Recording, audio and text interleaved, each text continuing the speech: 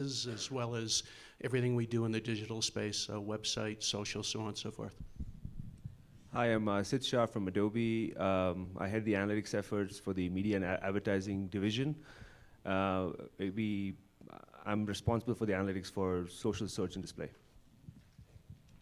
Martin Smith from TruEffect. I run our ad platform division, and we're focused on a broad range of ad tech on both desktop and mobile. Great. Well, thanks, guys. So Lori was kind enough to shoot me over a list of questions that you guys had prepared for. I'm actually going to skip over the first one, which was what's the role of mobile search playing today? Because I feel like we've sort of hit that from a number of different angles already. And I'd really like to sort of toss to you guys number two, which I think is a lot more interesting. About, do you really think marketers are serious about mobile analytics? And are they beginning to appreciate that? And how are they approaching measurement? And so I'll just sort of lob it out, and feel free to jump in. So, I think the answers are qualified sort of yes, right? So I think mobile is one space where marketers have been caught off guard. And I think a lot of it has to do with the fact that consumers are leading the way in a way. So for example, last year, when I looked at just search traffic, mobile was about 2.5% to 3%. End of this year, on average, it's about 25%. In some categories, like retail, it's about 35 to 40%. I think it's caught a lot of marketers off guard.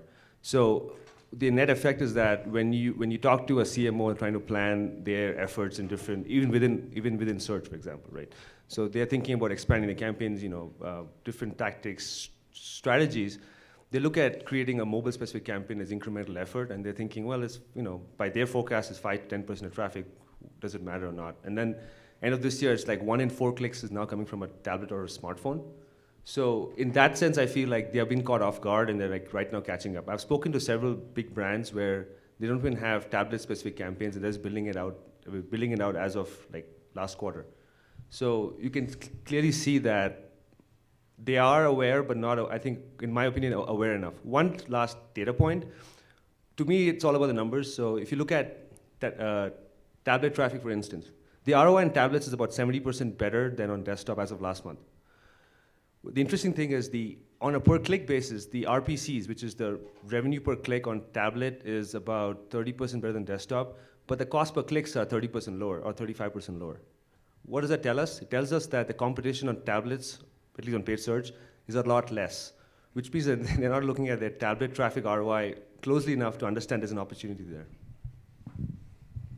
Yeah, I think just to kind of give you some of the stats, IBM published a paper last year on From Stretched to Strengthened, which had some pretty interesting data points of CMO readiness as to where they felt they were on the continuum.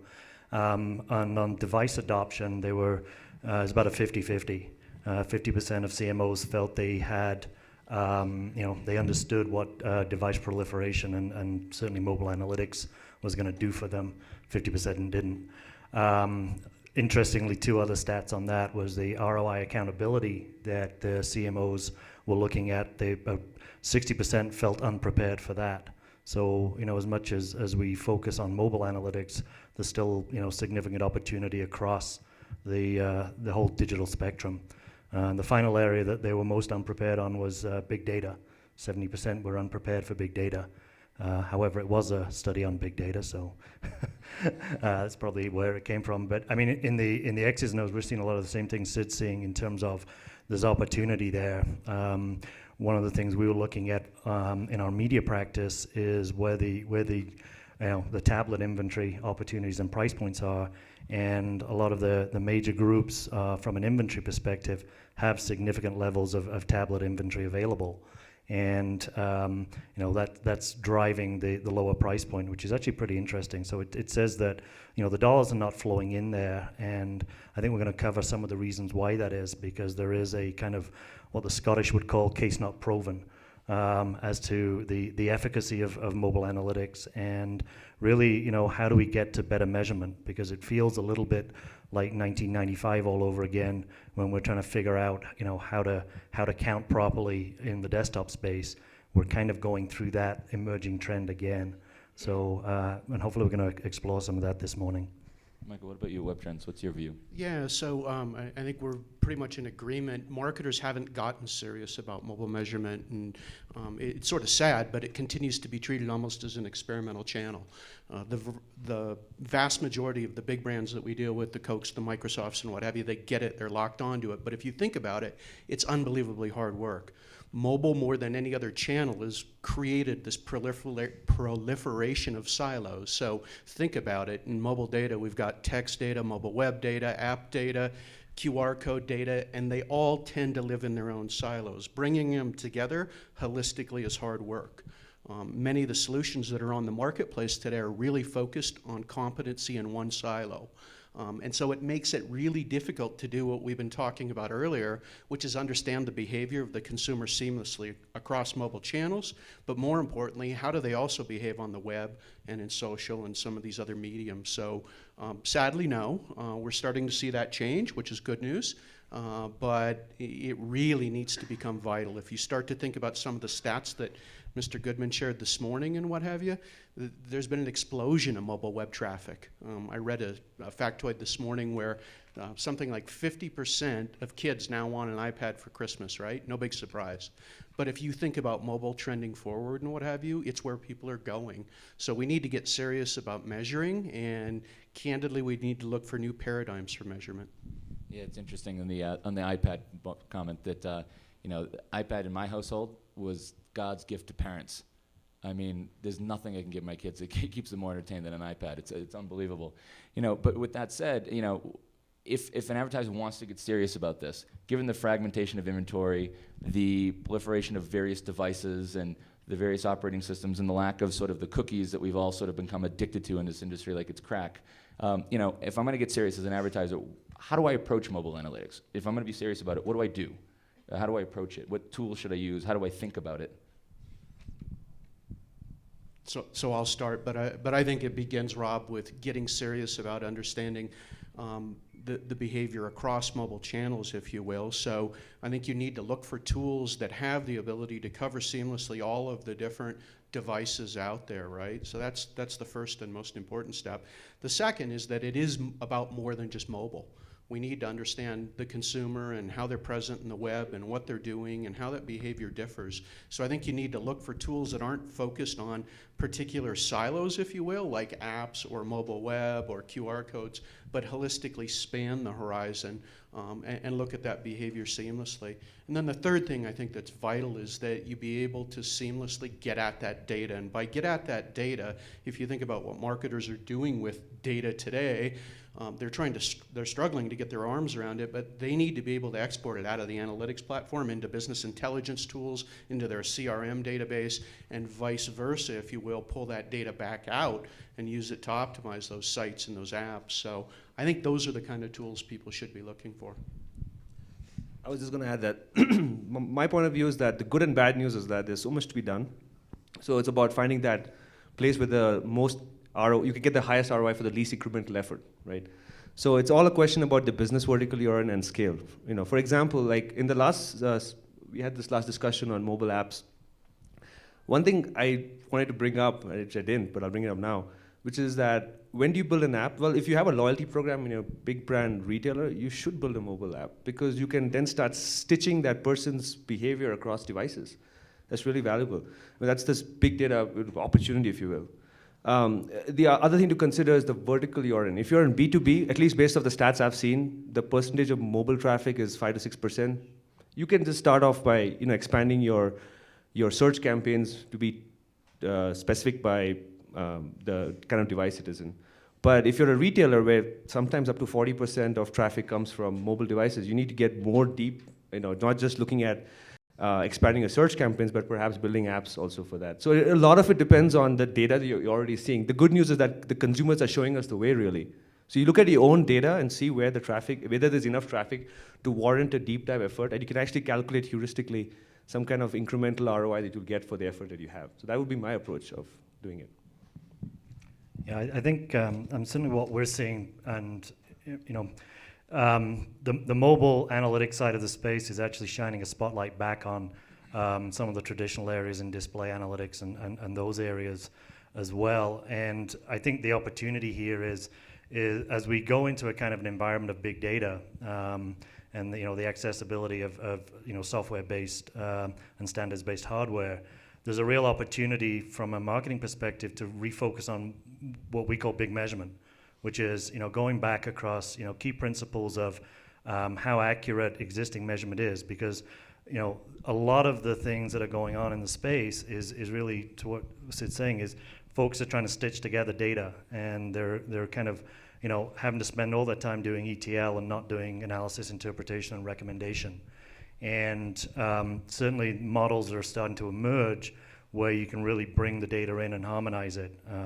One of the things that we've actually been doing is using first-party ad technology, which overcomes a lot of the limitations in mobile measurement, certainly on the iOS side, but also the issues that are systemic in the desktop side now, when you've got 15% of users coming in on the Apple browser, which generally doesn't accept any third-party cookies. So to Rob's point about the kind of the industry obsession with cookies, it's very real from a measurement perspective. We're seeing distortions in measurement of between 1x and 12x. So when you're actually looking at the areas that Eli was really talking about this morning, which is the development of audience-based measurement, those are very real handicaps to achieving that successfully, seamlessly, and cost-effectively. Where we think the opportunity is in the mobile side, and I'll kind of get to the tools piece in a second, is it's a good time to actually take a step back and actually look at what the measurement strategy is across all of the addressable digital media.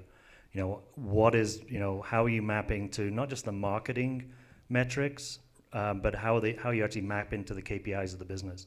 We oftentimes see people focused and obsessively on the click-through rate rather than actually what's the incremental conversion rate of people. As somebody said earlier, people buy product, not browsers. So. And clearly the theme here from you guys is the consumers are using it and the data's there, so I can just use my tools and my analytics and sort of see how the consumer is using it. But what then becomes the tipping point to the conversation we had earlier? When is just having a HTML5 mobile optimized website enough? And when do I then say, I actually need an app? What do I look for in that data that says I need one or the other or both, or I don't need one? I think really the key issue is what's going to drive critical mass for you. I think it was an earlier point which we would totally subscribe to. If you have an immersive consumer experience that an app can really support, if you look at how Xfinity's app, which I'm pretty partial to in terms of being able to use it, or my home security app where I'm able to turn the lights on and off, control the temperature and everything else. Very good, very strong immersive and relational use for an application. I think one of the things that I was kind of interested in listening to this morning was a lot of the conversation was about pivoting the existing business models around search and so on, rather than looking at what are some of the new and emerging media models that can really answer that question, which is the paid, owned, and shared media aspects of it. So you have sort of shared media products coming out like Me Networks. You have immersive kind of products like Visual DNA coming out. So I think the opportunity in the mobile space is certainly not just an app base, but start to really think about it a little bit tangentially. What are the new ways of engaging with the consumer relevantly, coherently, and then how do we measure it behind that? And I think there's going to be a lot more coming through rather than just kind of pivoting off the the industry leaders today. We're going to see some new and pretty exciting emerging players. And I think we touched on this morning, but App Mania is alive and well.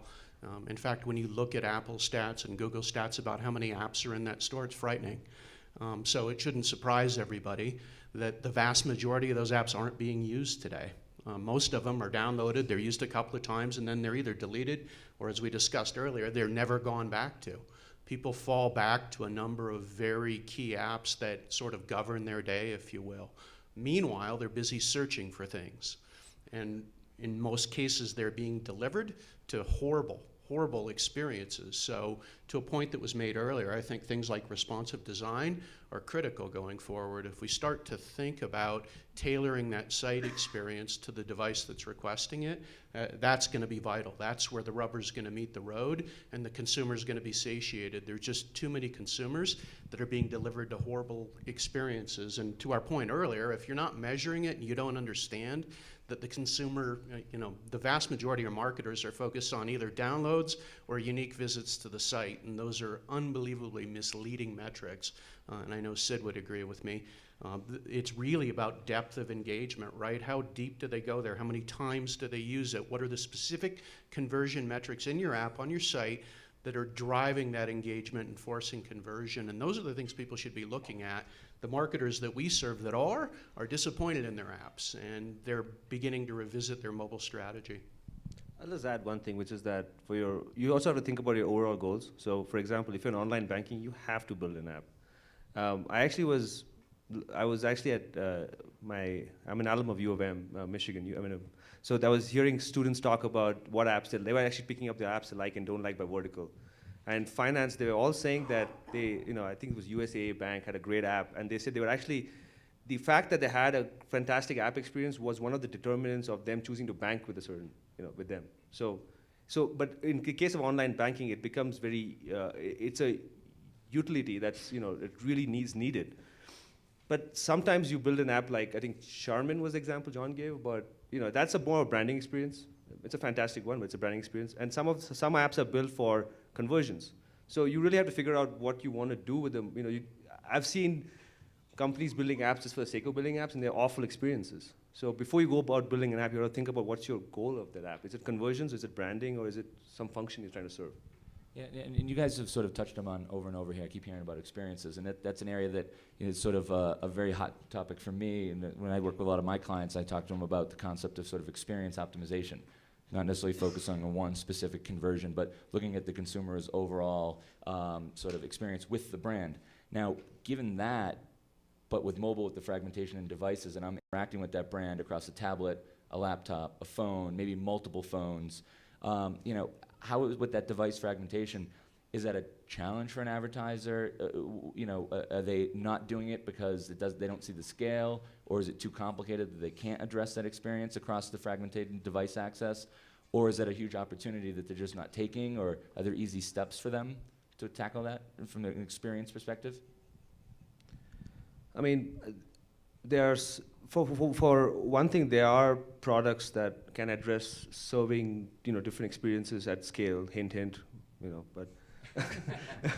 But just to give an example, it does pay attention to look at the marketing. Look at your mobile. Let's take search for example, right? So if you look at just paid search, the ROI on the iOS is twice of what you get in Android. This is our own research. So low-hanging fruit right there, right?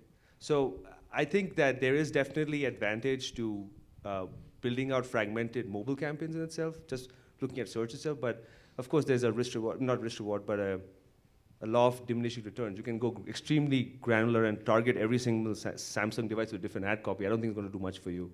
But there are already several low-hanging fruit out there. To your question about whether it makes sense to create different experiences by device, well, one thing I noticed is that several large, brands don't really have a specific experience for tablets, but they're doing fine because the form factor of tablets is similar to desktops. The experience is good enough. But when it comes to smartphones, where the form factors are much smaller, they're seeing very poor conversion rates. So it becomes kind of self-selecting. I remember I worked with a brand 2 months ago. They changed the landing page on smartphones, and they found like their conversion rates improved 3x. It is not surprising, but it was surprising at the same time for them. So at a high level, first of all, I think optimization is critical. I mean, for the same reasons that it is on the web, it's equally vital in mobile. If you think about it, we have a smaller piece of real estate, so it's about relevance. And if you're not relevant, people are going to bounce off the site fairly quickly. Having said that, though, it's all about baby steps. And so if you think about it, going back to the point that we made earlier, if people aren't measuring, it's difficult to optimize. So we need to start someplace, and the starting is get your measurement dialed in. From there, we then have the right kind of data that we can feed into multivariate testing and simple targeting solutions and what have you. So I think it's about baby steps, if you will, but the eventual end game here is all about optimization. And like our friends at Adobe, we're very serious about it. Now, there's problems in mobile. If you think about it, Apple prevents us from dynamically rendering content into apps. We have to resubmit the app. But having said that, Android doesn't present those problems, nor do mobile websites. And so we're starting to see a variety of our clients get serious about multivariate testing and some of the optimization technologies for mobile websites. And they're finding unbelievable results already because they're becoming more relevant. And what they're doing is driving higher traffic and more importantly, conversions on the sites. Yeah, I think where we're seeing the big gains, and there's kind of a model here, and somebody brought it up, the person from the 25-year-old from the hotel group earlier, which is, where's the audience in this? 5 key drivers of response. It used to be 4 key drivers of response in direct marketing, which was audience, timing, offer, and creative. The tablet environment, the mobile environment gives us really a fifth one, which is the context. How is the context of the device at that particular point in time? So, if you're in Starbucks, on your iPhone, very different contextual relevance than if you're consuming media, looking at your ESPN app at home. And so understanding those 5 key drivers of response is really how you end up developing your multivariate testing strategy. One of the things that I dislike about a lot of the products in the market today is in their multivariate testing model, they exclude a lot of the audience and a lot of the relationship variables. So you come up with a lot of false positives on your creative. So what I would say is you've got to, again, it comes back to building that measurement framework, 5 key dimensions: audience, timing, offer, creative, and context. Context is the one that is probably the least understood in the mobile space, and is probably the one that has phenomenal upside for us. And certainly as we go into the IPTV space, and understanding how to handle that when we really have a full 3-screen environment. And then the only one I can't do, which is what happens when you're watching IPTV and you're on your iPad at the same time. Right. I think it's interesting that the comment is sort of the download an app and you don't use it, because I even just think of myself as a consumer. I think you're right in many cases. I'm out of Boston, and Boston.com has an app, but their app is really just a web browser. It's sort of a bad app, so I find myself deleting that and just accessing their mobile website. But then with Amazon or the Weather Channel or Live Nation, I find myself going right to the app, right? And the experience there, it's funny how that's starting to differentiate. And so the reason I bring that point up is because one of the questions on here says that marketers say mobile ROI is low, but they seldom account for the online-offline effect, blah, blah, blah. And to me, that's an interesting one. And I don't know, is that a factor of the app versus the mobile web, or is that the brand approaching it different? Because it says it's low there, yet when I talk to a lot of my mobile guys, and we talk about mobile search, for example, the click-through rates are 5x, the conversion rates are 3x, yet this is saying conversion rates are low, so maybe I don't understand, or there's something I'm missing, or is it a factor of that experience? Is it a matter of when they've dialed in, whether they need an app or don't, or sort of what's driving that? Because to me, I often hear that mobile converts higher because they're mobile, they want it, they need it now. But then this is the question here that I was forwarded from Lori, is saying that marketers see it as lower. I think it's a little nuance there. If you look at tablets, the conversion rates are higher. If you look at smartphones, tablet conversion rates are a third to a half. Conversion rates, looking at conversion revenue margin, that conversion rate is about a third to a half. CTRs on mobile devices, actually on smartphones, are much higher than on desktop, because you only have 2 to 3 ads on top, so you have a higher propensity to click on those ads, no doubt. But looking at smartphones, just looking at conversions, as in actual conversion events, it's actually lower than desktop, about a third to a half. So with that, so my point there is that I personally believe, and I haven't seen a rigorous mathematical analysis of it, but I really believe that a lot of store traffic is probably being driven by mobile searches. And I think there's an opportunity for, again, advertisers with a lot of offline presence to advertise, for search queries on mobile device. And I think there's an attribution problem there, that whole online offline effect. Slightly off topic, but even looking at social and search, for example, I talked to one retailer a while ago, and they were talking about how they they kind of sent posts to their one DMA where there was a store, and didn't send for the same DMA, similar type of DMA. They didn't send posts, and they measured that there was actually an incremental increase in store revenue because of that. And I wonder if, I don't know if, it's a question to the audience, has anyone done something similar for mobile, looking at a certain store, advertising to a certain DMA on mobile devices, on smartphones in particular, and not in another city, and seeing whether this, there was a jump in revenue? I don't know. Anybody have any thoughts on that? I'm sitting on the stage. I don't have the microphone. I can just talk about it. It's something we've definitely tried, but there's an issue in having like statistical. Yeah, Rob, get after it, man. Get that exercise in. Was he in the gym this morning? The issue we come across is having statistical validity in the small amount of data that you're looking at when you set it up at that level. So yes, we've tried, but it doesn't seem to be the best approach. Yeah, I mean, that's a fundamental issue. I'm sure you've thought about this, but you can try looking at niche categories and all that. But yeah, there's always that issue because of volume, incremental volume of traffic driven by mobile devices, the potential that the store, the fluctuations in stores' profits can mask that effect. Yeah. Anybody else? Comments on that? No? All right, what about you guys? Either of you guys have thoughts on that? So going back to the original point, I think it's more about envisioning what the role of mobile should be. And candidly, going back to App Mania, if you think about it, a lot of agencies out there have imparted this notion that you need an app. Well, in the vast majority of cases, you don't. So what is the role of mobile? Sensibly, mobile should augment all the rest of what you're doing with your multi-channel marketing. It should be one other channel to reach the consumer. And so I would say to you that when we get to that point, and we get to marketers beginning to look at it that way and measure it that way and what have you, that mobile and the return will be far higher and stuff. So I think it's more a matter of, can we take the analytics data, can we use that to drive the right strategy? And having said that, can we use it to inform the user experience going forward? When you're doing those things, I think you're going to see higher ROI. I think that where ROI is low today, it's because people haven't thought through what the role of mobile should be sensibly. Yeah, just going to break down. There's a lot in the question. Firstly, on the overall click-through, we're seeing the same thing as Sid is on click-throughs, particularly on delta between phone and the iPad. A lot of the phone stuff we see when we kind of back it into audience, a lot of it is kind of faux clicks. For those of you that are heavy browsers on their iPhone, it's very easy to click on an ad accidentally, that we get very high percentages of those coming through. On the iPad side, we see the same thing. We do see high click-through rates as well. Part of the reason of that is, it's a new medium.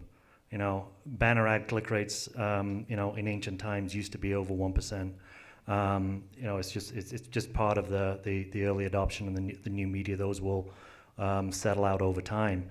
The third area that is kind of critical in the measurement side, and this is, again, it comes back to developing your measurement strategy correctly, is if you're using traditional third-party measurement, I don't think actually any of the people on the panel would subscribe to that because everybody uses first-party on site analytics. We use it site analytics and on the in the media. Is the associations are very weak, so you get a lot of broken links in your attribution models, and so that that's going to be part of what has to be fixed in the go forward. And it's something we've been doing a lot on the analytics with. Again, that's part of the delta we see in just what's happening in measurement.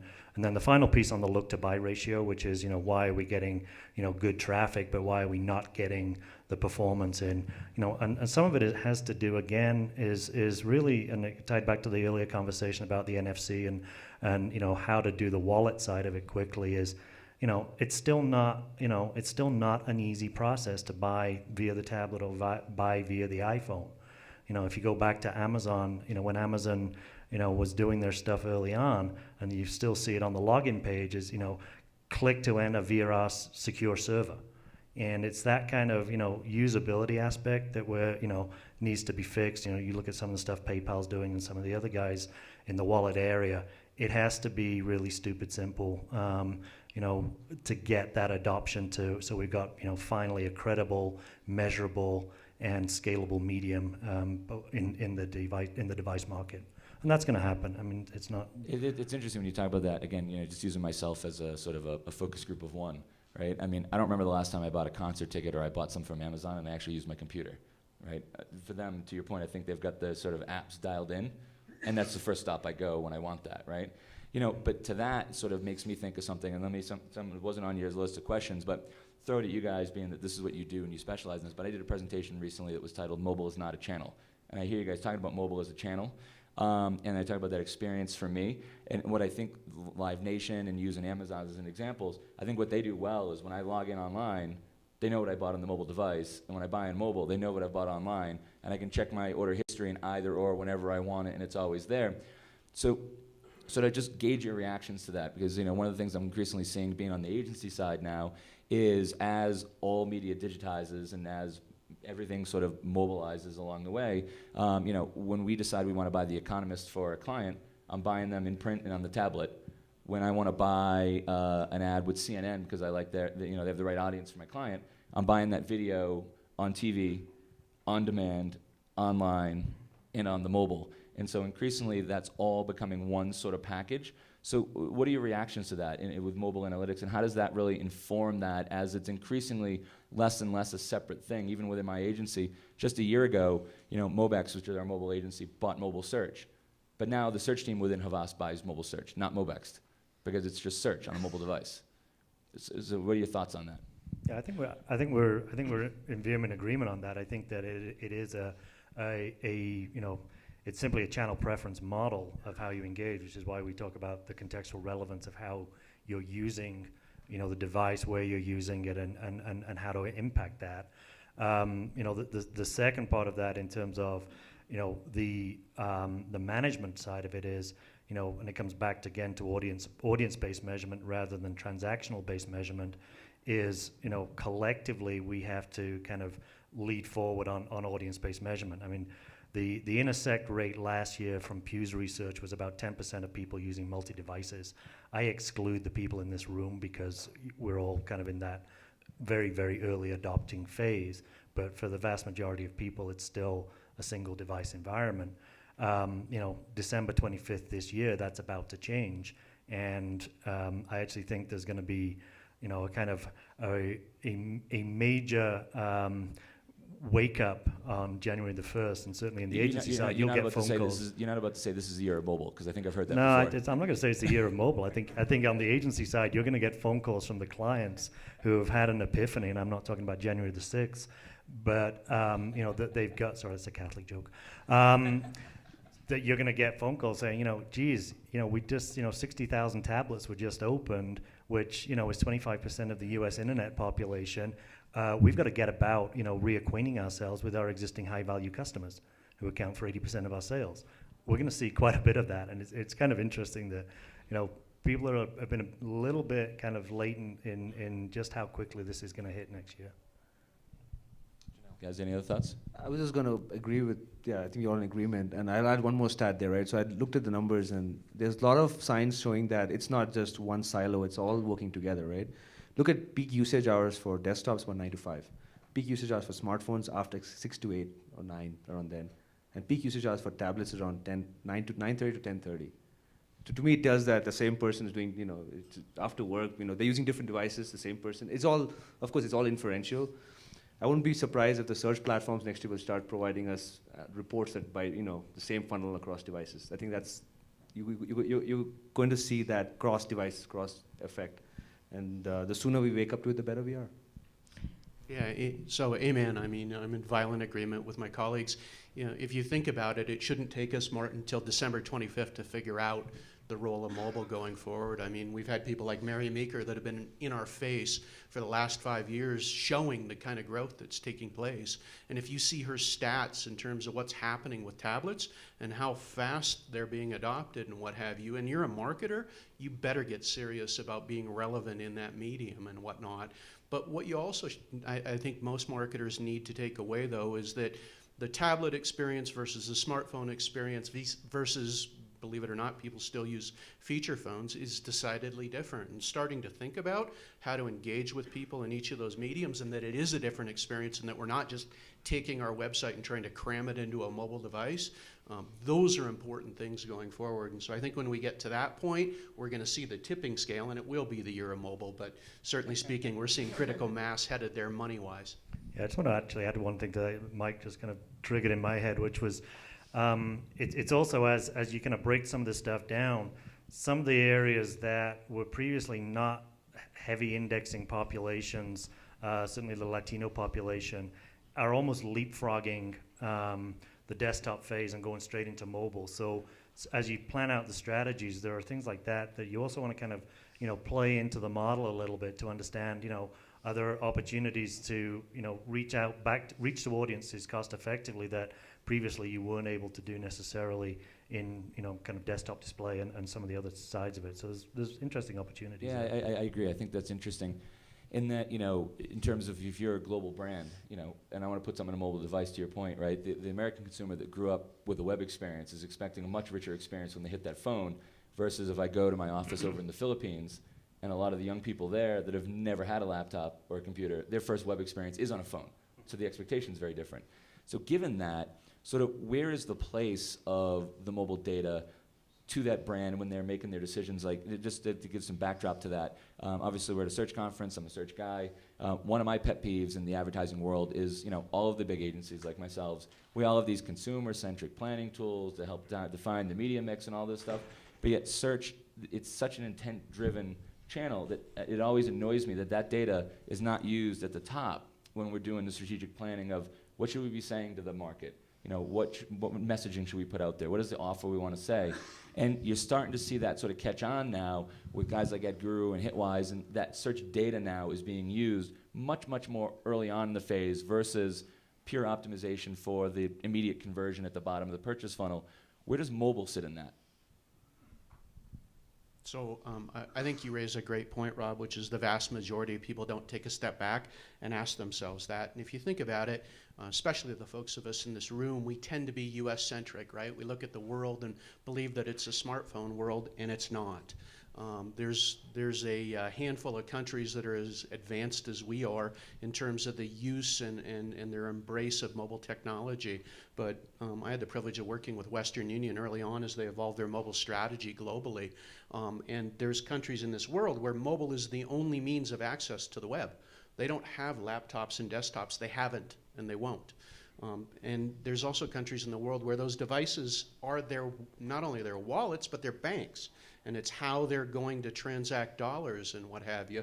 And by the way, they're doing it in many cases via text message today. So I think it begins with taking a step back and beginning at a mobile strategy level to understand who's your consumer.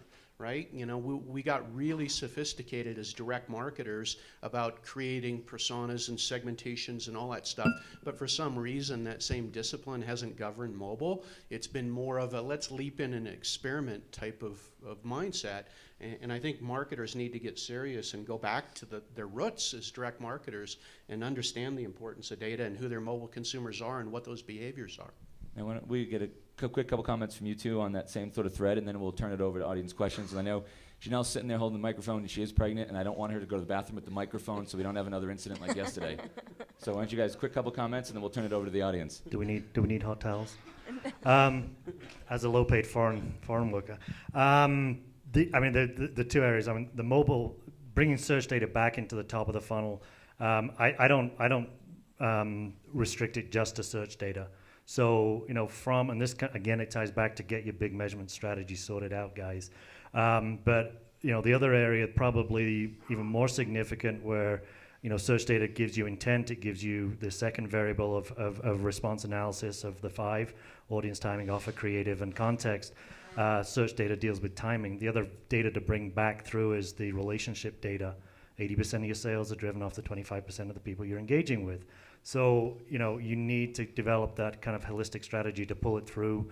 McKinsey's models around the customer user experience, and those are very interesting. Also, if you look back at some of Eli's stuff earlier on, and his 10 principles, they kind of line up to a lot of that where you bring in the audience data and the timing and contextual data together, and then that's going to drive your optimization, your offer analysis, and then the unique elements of mobile, which are the contextual variables. I mean, in broad agreement, I just add a few things. One is that, if you look at the data itself that's coming from, just like search, for example, the data is coming from there. There's a lot of insights you can glean right from just that data. For example, like I said, Android users tend to be less affluent. The fact that if you look at countries like in India, where a lot of the mid-income owners of mobile device, that's the only device, they're using SMS extensively. And so if whatever your line of business is, you have to develop a mobile strategy that's in line with what people want to use that device for, right? So they're not using it for browsing, they're actually using it as a banking utility, for example, right? So this is one example. If you look at South Korea and Japan, they are one of the earliest adopters of, using their the mobile devices as e-wallets. 3 or 4 years, 3.5 years ago, I think, 20% of all the transactions were done on e-wallets through their mobile devices. I'm sure the number is much higher now. So you have to consider, looking at the data itself, you get a lot of insights which should drive your strategy for your mobile campaigns. Yeah, so there were several mentions during the panel that referred to tablets as mobile devices. So I wanted to get each person's opinion as to whether or not a tablet is a mobile device, and if you think it is, why would you say it is? So I'll take first swipe at this. How many people in this room have their tablet with them today? Yeah, exactly, right? Yep. Now, having said that, in my world and in my lexicon, absolutely, yes, a variety of browsing, if you will, is taking place at home on the sofa. But having said that, people are dragging their iPads on planes to meetings and what have you. Rob was probably busy tweeting, if you will, on his iPad. I don't know that. Maybe he's amazingly fast on his smartphone. Yeah, no, I'm on the smartphone. My kids have confiscated my iPad. But having said that, these are becoming increasingly mobile devices. We watch video on them, we read books on them, we use them as entertainment mediums, if you will, but we're also increasingly using them to shop. Look at the statistics from Cyber Monday and Black Friday and what have you, and the amount of traffic that stemmed from mobile devices, and most of them tablet-based. And how does that differ from a laptop? Well, so fundamentally, I think that people are using the tablet a little bit differently, if you will. If you think about it, they're beginning to reach into apps that some of the providers have put forward for that particular device and stuff. They are using them to browse and what have you, but they're using them on the go, maybe not as much as at home. But again, as we look at it in our lexicon, tablets are very much a mobile device. And everyone else? Yep. Sorry, second. I'm going to sound really nerdy, but more stats, right? So if you let's look at three things: time, place, and context. And I think all the numbers indicate that, for one thing, the traffic that we're seeing, year-on-year trends on the engines actually have been increasing. So there's one hypothesis there, which is that tablets are going to cannibalize desktop traffic. And all the numbers so far do not indicate that. So let me give you a few stats. One is that the overall traffic is increasing year-on-year quite sharply. And most of that increase is being driven by incremental tablet traffic. So desktop traffic is increasing much slower, but tablets have kind of taken over, number one. Number two is, like I mentioned, this usage stats by hour. It's just telling me that people are using multiple devices across the day. The third point I want to make is that it's kind of interesting. So I think what you're going to find in the future is when as an advertiser, when you're buying a click, that click is going to be less valuable because it's going to take the same user more clicks to convert across devices. So the average value of the click in terms of the revenue for you is going to reduce. So you'll actually end up probably paying less, but you're going to end up buying more clicks across devices. Mm-hmm. So, but all the indication so far is that, again, buzzword alert, right? Multi-screen, multi-device world. That's what we're living in right now. You're going to see more of that happen. Yeah, I go back to the fact that it's all about contextual relevance. How you're using the device at the point in time that you're interacting with the consumer is what it's all about. You have, before when we had a desktop environment and a TV environment, it was very convenient. The desktop environment was the lean forward, interact, search model, and TV was a lean back entertainment model. With the tablet, you have both, and you have to understand the contextual relevance at the point in time that you're interacting, and then make your decisions off that. And that will tell you whether to, if somebody is in find mode or search mode, that, you want to think of something that's maybe more about a demand capture type of message than if you're in entertainment mode where you're kicked back and watching football, soccer, sorry, some of those, on ESPN. And then in which case you may want to go for a more upper funnel message that's more brand related, or tie in relevant customer data at the same time. So it's going to depend exactly on where you are and what you're doing. Thanks. Yeah, when we grab some more audience questions, we got maybe 5, 8 more minutes to go. I just kind of want to follow up on the last question a little bit. I actually work on the AT&T account, so I have some knowledge into what the consumers are looking at from a tablet purchasing perspective. So one thing that's really interesting that we're seeing is that almost 70% of folks that actually pay extra money for the 3G or 4G enabled tablet do not buy a plan with it. So if these folks aren't buying a plan with it, that suggests to me that they're not looking for a full on-the-go experience. They're looking for a in-the-home experience. That's obviously a huge opportunity for AT&T to try to get them into a plan, but it doesn't seem that even if they're spending the extra money, they're actually purchasing a plan. It's not really a question, just an insight. Yeah, I was just thinking of that because, there's, given the prevalence of hotspots and everything else, and given the preference, the general availability of hotspots via the iPhone, I don't know if I'd necessarily go down that model. I would look at the IP address, I would see how it's coming in real time, and to start to make that, evaluation and let the data drive, a substantial part of that decision. Well, it's certainly interesting, right? Because if you look at, I just got a new MacBook Air, right? And obviously with the new computers now, you could argue that all the computer devices we use are technically now mobile, right? Because there's no Ethernet connection on it. They're just assuming that wherever I go, I'm going to be able to hop on a Wi-Fi. And if I'm not, I can buy a USB adapter to an Ethernet cord. But I don't even carry that with me anymore, right? So you could argue that that's my mobile device, and it's a laptop, right? So I think that's an excellent point. See a hand behind you there, Rob? Come on, Rob, run. So as a marketer, really, the huge issue with mobile analytics is because, exactly as Siddharth said, different devices are used at different times in different ways. We've all seen, the early e-marketer headline, tablets are vampires. But that whole world of your smartphone behavior and your tablet behavior are very, very different. Every single stat comes out, every single mobile stat that comes out and blends them does me a disservice in trying to figure out what's the best way to spend my money across them. Are we getting to a point that we can put that to rest and actually address each device behavior in our statistics? I can speak for the stats that we put out. We actually separate out smartphone and tablet because I fundamentally believe that they're for different purposes. Again, time, place, context, they're all different, right? So a tablet in some sense is more akin to a desktop or laptop than a smartphone is, but in some ways it's not. And the smartphone is even more different. You're on a bus stop and you're surfing stuff. You're not converting, but it's going to influence you in the future. So I think your campaign strategy or your overall strategy, within a search channel or across channels, has to consider device as a factor and what message you're going to use and for the device, what experience you're going to have in that device. I think we all talked about this. Now, Chris, before you ask that question, I saw your comment up here. I got to tell you, depending on what you can fit in your pocket, depends on the size of your data. And if you're an Irish guy like me, you can't fit a lot in your pockets. Exactly.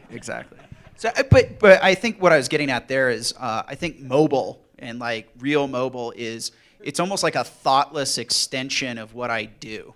I don't pick up my iPad or my laptop in a thoughtless manner. I'm like, oh, I got to go do something on this device, and there's a big blurred line there. But how many people find themselves just out of habit picking out their smartphone and looking at it? It's like an extension of our being at this point, and it's a nervous tick that many of us have developed. And I think that is, and Sid, you were talking about that, people flipping out their phone and just, oh, I'm at a bus stop, I'm going to look at my phone. It's just a completely different user experience. And I think smartphone and smartphone marketing needs to be thought of in that context, rather than something that is like a thoughtful interaction with a laptop or an iPad or something I have to go pick up out of a laptop bag or my wife's purse. I don't know about you guys, but I think you're dead on right. My computer breaks and I give it to IT and I go 5 days without my laptop, fine. It stinks, but whatever. My phone breaks, I'm having a panic attack. I can't get 30 minutes without my phone. Leave I had somebody on my team who was coming to a meeting from Chicago. She missed her flight because she was at the airport and realized her phone wasn't with her. So she drove back to her house, and it cost us like $500. And you know what? I couldn't argue with it because I would have done the same damn thing. I wouldn't have gone on a plane to another city without my phone. Like, I couldn't imagine doing that at this point. Just to add to your point, right? How many of you have searched for random stuff in a bar? I mean, just random crap on Wikipedia, right? Just it's a more impulsive experience. Sorry, I'm just chuckling at Janelle's comment there. It's just a fact, you know. You go with the data, it tells you. Data doesn't lie. Maybe we have time for one more question, then we can wrap up. Anybody? Or did the whole data comment just kill the conversation? Because that's usually how it is at home with my wife. It's like, it just kills the conversation. All right, with that, well, thank you guys. Appreciate you guys coming up. Appreciate your thoughts.